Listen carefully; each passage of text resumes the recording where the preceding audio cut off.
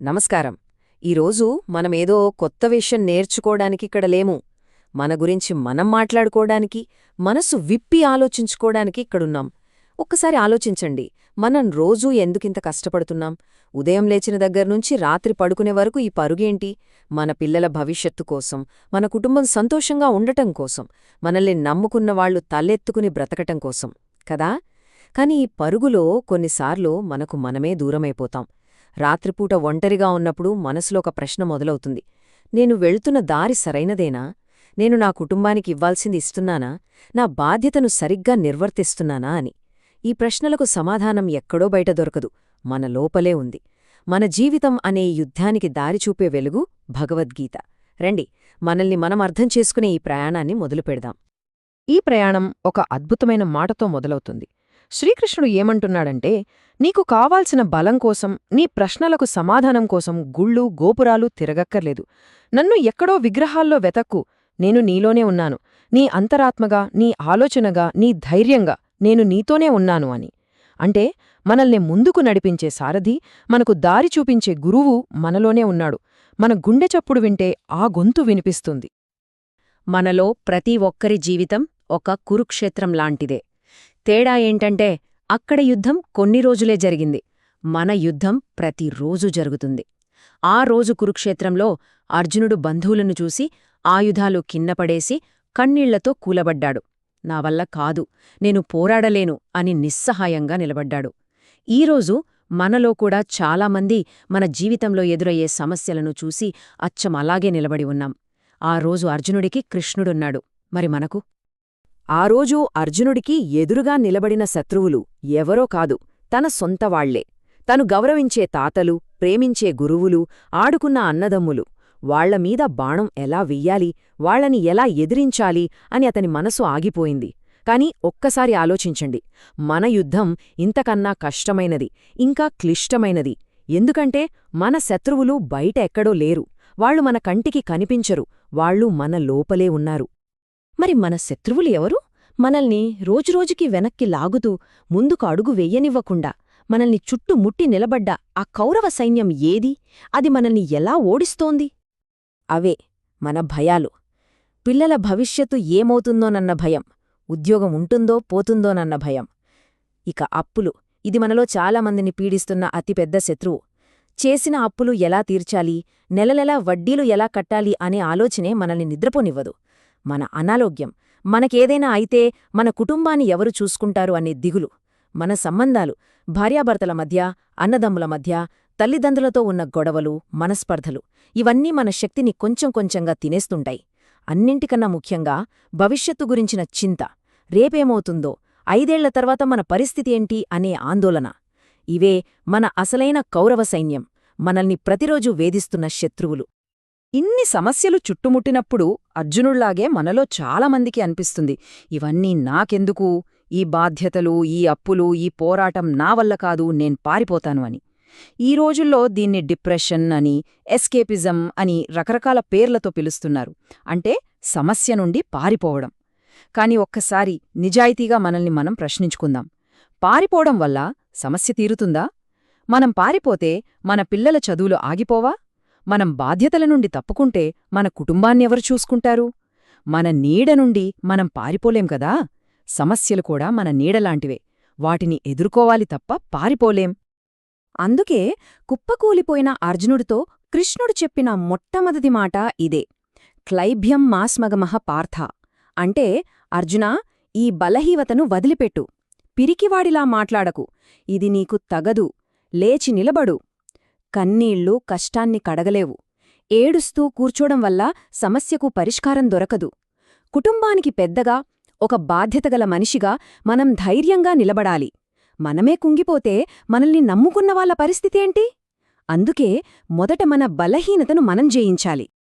సరే, లేచి నిలబడాలి, ధైర్యంగా ఉండాలి, అంతా బాగానే ఉంది. కాని ఆ ధైర్యం ఎక్కడ్నుంచొస్తుంది? ఆ బలం మనకెలా వస్తుంది? దాని మూలం ఎక్కడుంది? ఆ శక్తికి అసలైన మూలం, నిజమైన నేను ఎవరో తెలుసుకోవడంలోనే ఉంది. ఈ ఒక్క విషయం మనకర్థమైతే జీవితంలో మనల్ని ఏదీ కదిలించలేదు. మనం సాధారణంగా నేను అని దేన్ని అనుకుంటాం? మన పేరు, మన కులం, మన ఉద్యోగం, మనకున్న ఆస్తి, మన అందం వీటిని నేను అనుకుంటాం. కాని గీత ఏం చెబుతోందంటే ఇవన్నీ మనం ఈ శరీరం మీద వేసుకున్న బట్టలు మాత్రమే. ఈరోజొక ఉద్యోగముంటుంది, రేపు పోవచ్చు. ఈరోజు డబ్బుంటుంది, రేపు పోవచ్చు. ఈ శరీరం కూడా ఒకరోజు పోతుంది. కాని వీటన్నిటి వెనకాల, వీటన్నిటినీ చూస్తున్న అసలైన నేను ఒకటుంది. అదే ఆత్మ, మనలోని శాశ్వతమైన శక్తి. దానికి పుట్టుకలేదు, చావులేదు. ఈ తేడా చూడండి. శరీరం ఒక పాత బట్టలాంటిది. బట్టలు చినిగిపోతే కొత్తవి వేసుకుంటాం. అలాగే ఆత్మ ఒక శరీరాన్ని వదిలి ఇంకో శరీరాన్ని తీసుకుంటుంది. శరీరాన్ని అగ్ని కాల్చగలదు, నీళ్లు తడపగలవు, ఆయుధాలు నరకగలవు. కాని ఆత్మను ఏమీ చేయలేదు. దానికి ఓటమి అనేదే లేదు. ఎప్పుడైతే మనం నేను ఈ శరీరాన్ని కాదు, నేను ఆత్మను అనే సత్యాన్ని గ్రహిస్తామో అప్పుడు మనకు ఓటమి గురించిన భయం, మరణం గురించిన భయం పోతాయి. ఉద్యోగం పోయినా, డబ్బు పోయినా నేను పోలేదు అనే ధైర్యం వస్తుంది. అందుకే గీత చాలా స్పష్టంగా చెబుతోంది, ఉద్ధరేత్ ఆత్మనా ఆత్మానం అని. అంటే నిన్ను నువ్వే పైకి లేపుకోవాలి. నీ చేయి పట్టుకుని నిన్ను నడిపించాల్సింది నువ్వే. ఎవరో వస్తారు, ఏదో చేస్తారు, నా జీవితాన్ని మారుస్తారు అని ఎదురుచూటం అవివేకం. నీ కుటుంబానికి కావలసిన ధైర్యాన్ని నువ్వే ఇవ్వాలి. నీ జీవితానికి కావలసిన బలాన్ని నువ్వే సంపాదించుకోవాలి. ఆ శక్తి నీలోనే ఉంది, బయటనుంచి ఎవ్వరూ రారు. ఈ సత్యాన్ని మనం ఎంత త్వరగా అర్థం చేసుకుంటే అంత త్వరగా మన జీవితం మన చేతుల్లోకొస్తుంది. సరే, నేను ఆత్మనో, నాకు చావు లేదు, నన్ను నేనే ఉద్ధరించుకోవాలి, ఈ జ్ఞానమంతా బాగానే ఉంది. కాని పొద్దున్లేస్తే నేను ఆఫీస్కి వెళ్ళాలి, పిల్లల ఫీజులు కట్టాలి, ఇంటి అద్దె కట్టాలి. ఈ జ్ఞానాన్ని నా రోజువారీ జీవితంలో నేను చేసే పనిలో ఎలా ఉపయోగించుకోవాలి? ఇక్కడే గీతలోని అసలైన అద్భుతం, అసలైన కీలకముంది. గీతలో అత్యంత ముఖ్యమైన శ్లోకమిది. మనందరం ఎన్నోసార్లు వినుంటాం, పనిచేయడం మీదే నీకు అధికారముంది, దాని ఫలితం మీద కాదు. ఈ మాట వినడానికి చాలా సులువుగా ఉంటుంది, కాని దీని వెనుకున్న లోతైన అర్థం మన జీవితాన్ని మార్చేస్తుంది. అసలు ఫలితం ఆశించకుండా పనిచేయడం సాధ్యమేనా? దీని అసలర్థమేంటి? ఇది ఎలా పనిచేస్తుందో చూద్దాం. మనం ఒక పని చేస్తున్నప్పుడు మన మనసు పనిమీద కాకుండా ఫలితం మీద ఉందనుకోండి. ఈ పని చేస్తే నాకు ప్రమోషన్ వస్తుందా, డబ్బొస్తుందా, పేరొస్తుందా అనే ఆలోచనలతో మన శక్తి ఎంత ఆందోళనకు, భయానికి పోతుంది. పనిమీద మనసు నిలవదు. అదే ఫలితం ఏమైనా సరే అది నా చేతిలో లేదు, నా చేతిలో ఉన్నది ఈ పనిని 100% శ్రద్ధగా, నిజాయితీగా చేయడం మాత్రమే అని అనుకుని చేస్తే అప్పుడు మన పూర్తి శక్తి, మన పూర్తి దృష్టి పనిమీద ఉంటుంది. ఆ పని ఒక భారంలా కాకుండా ఒక పూజలా, ఒక యోగంలా మారుతుంది. అప్పుడు వచ్చే నైపుణ్యం ఒత్తిడి లేనిది. దానివల్ల వచ్చే ఫలితం ఎప్పుడూ గొప్పగానే ఉంటుంది. మన పిల్లల కోసం మనం చేసే ప్రతి పని ఒక యజ్ఞంలా చేయాలి. ఈ తేడా చాలా చాలా ముఖ్యమైనది. ఎవరైతే కేవలం నెల జీతం కోసం, ఫలితం కోసం పనిచేస్తారో వాళ్లు బానిసలా, ఒక కూలీలా పనిచేస్తారో పనివాళ్లకు ఒక శిక్ష. కాని ఎవరైతే పనిలోనే ఆనందాన్ని వెతుక్కుంటారో, పనిని ఒక బాధ్యతగా, ఒక సేవగా చూస్తారో వాళ్లు తమ జీవితానికి తామే యజమాని. వాళ్లు ఎవరికోసమో పనిచేయరు, తమ ఆనందం కోసం, తమ సంతృప్తి కోసం పనిచేస్తారు. అలాంటి వాళ్లే తమ రంగంలో అద్భుతాలు సృష్టిస్తారు. మన కుటుంబం కోసం మనం యజమానిలా ఆలోచించాలి, కూలీలా కాదు. ఇప్పటిదాకా మనం జ్ఞానం గురించి, కర్మ గురించి మాట్లాడుకున్నాం. అంటే సరైన ఆలోచనతో సరైన పని చేయడం గురించి. వింటున్నప్పుడు నీకనిపించవచ్చు, ఇవన్నీ చెప్పడం బాగుంది, కాని పాటించడం నాకు కష్టమేమో, నా మనసు అంత త్వరగా నా మాట వినదు అని. మనలాంటి సాధారణ మనుషులందరి కోసం గీత చూపించిన చివరి, అత్యంత సులభమైన, అత్యంత శక్తివంతమైన మార్గం ఒకటి ఉంది. అవును, కష్టమే.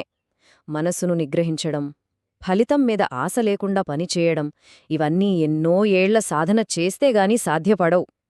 ఈ రోజుల్లో ఉన్న ఒత్తిడిలో, ఈ పోటీ ప్రపంచంలో ఇదంతా సాధ్యమా అనిపిస్తుంది. మన ఈ ఇబ్బందిని, మన ఈ బలహీనతను అర్థం చేసుకున్న కృష్ణుడు మనందరి చెయ్యి పట్టుకుని నడిపించే ఒక సులభమైన దారిని కూడా చూపించాడు. అదే శరణాగతి. అంటే సంపూర్ణంగా నమ్మడం. మన భారాన్ని, మన చింతలను, మన భయాలను ఆ భగవంతుడికి అప్పగించడం. నేను నీవాడిని, నా భారం నీది అని మనస్ఫూర్తిగా నమ్మడం. ఇది గీతలోని అత్యంత గొప్ప శ్లోకాలలో ఒకటి. కృష్ణుడు అర్జునుడికి అర్జునుడి రూపంలో మనందరికీ ఒక అభయమిస్తున్నాడు. నువ్వు చేస్తున్న పనుల గురించి, వాటి ఫలితాల గురించి, ధర్మం అధర్మం గురించి అన్ని చింతలను వదిలేసి నన్ను ఒక్కడినే నమ్ముకో, నన్ను శరణు కోరు. నేను నిన్ను అన్ని పాపాల నుండి, అన్ని కష్టాల నుండి కాపాడుతాను. దిగులు పడకు. ఇంతకన్నా గొప్ప హామీ మనకింకేం కావాలి? అయితే ఇక్కడ శరణాగతి అంటే సోమరితనంగా చేతులు కట్టుకుని కూర్చోవడం కాదు. అది తప్పుడర్థం. శరణాగతి అంటే మన వంతు ప్రయత్నం మనం 100% చెయ్యాలి. మన కుటుంబం కోసం మనం శక్తివంచన లేకుండా కష్టపడాలి. అన్నీ చేశాక అప్పుడు భగవంతుడితో ఇలా అనుకోవాలి: భగవంతుడా, నా బిడ్డగా, నా భర్తగా, నా తండ్రిగా నా బాధ్యతను నేను నిర్వర్తించడానికి చేయాల్సిన ప్రయత్నమంతా చేశాను. ఇక మిగిలినది నీ చేతిలో ఉంది. నువ్వు ఏ ఫలితమిచ్చినా అది నా మంచికే జరుగుతుందని నేను పూర్తిగా నమ్ముతున్నాను. ఈ నమ్మకమే మన భుజాల మీద ఉన్న భారాన్ని దించేస్తుంది, మనసుని ప్రశాంతంగా ఉంచుతుంది. అందుకే గీత చివరి శ్లోకం ఇదే హామీనిస్తుంది. సంజయుడు ధృతరాష్ట్రుడితో అంటాడు: ఎక్కడైతే యోగేశ్వరుడైన కృష్ణుడు అంటే దైవికమైన జ్ఞానం, మార్గదర్శకత్వం ఉంటుందో, ఎక్కడైతే ధనుర్ధారి అయిన అర్జునుడు అంటే మానవ ప్రయత్నం, పట్టుదల ఉంటాయో, అక్కడ శ్రీ అంటే సంపద, విజయం, కీర్తి అన్నీ ఖచ్చితంగా ఉంటాయి. అంటే మన ప్రయత్నానికి దైవం యొక్క నమ్మకం తోడైతే విజయం మనదే. కాబట్టి మనం ఎప్పుడూ గుర్తుంచుకోవాల్సిన అతి ముఖ్యమైన విషయం ఒక్కటే: ఈ జీవితమనే మహాయుద్ధంలో మనం ఒంటరివాళ్లం కాదు. మనకండగా మనల్ని నడిపించే ఒక శక్తి మనతోనే ఉంది.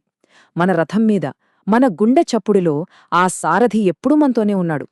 మనం అలసిపోయినప్పుడు మనకు ధైర్యం చెప్పడానికి, మనం దారి తప్పినప్పుడు సరైన దారి చూపించడానికి ఆయన ఎప్పుడూ సిద్ధంగా ఉన్నాడు. ఇప్పుడు చివరి ప్రశ్న మనల్ని మనమే వేసుకోవాలి. మన జీవితమనే రథాన్ని నడపడానికి ఆ సారథి ఎప్పుడూ సిద్ధంగా ఉన్నాడు. కాని ఆ రథం పగ్గాలను ఆయన చేతికివ్వడానికి మనం సిద్ధంగా ఉన్నామా? మన అహంకారాన్ని, అన్ని నేనే చేస్తున్నాను, నా వల్లే అన్ని జరుగుతున్నాయనే గర్వాన్ని, మన భయాలను, మన చింతలను వదిలిపెట్టి ఆయనను పూర్తిగా నమ్మడానికి మనం సిద్ధంగా ఉన్నామా? ఈ ప్రశ్నకి సమాధానం మన దగ్గరే ఉంది.